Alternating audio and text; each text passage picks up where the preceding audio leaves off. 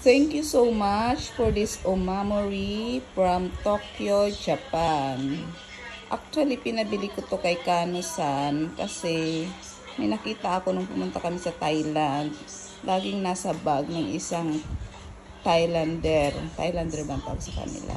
Ngayon, tinanong ko kung para saan. So, may mga purpose pala.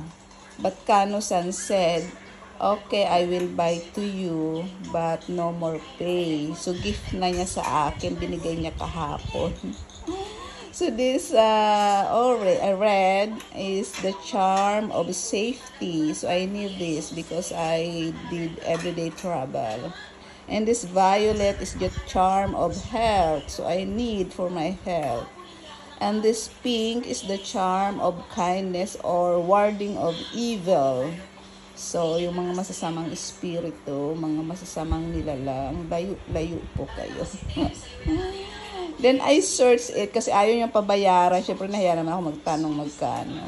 I searched it now from Google. So, $24 pala yung isa. So, meaning, 24 times 3 equals $72. Then, ang exchange rate natin ngayon ay nasa 55. So, this is around 4,000 pesos. Thank you so much. Appreciated it po. Thank you, thank you.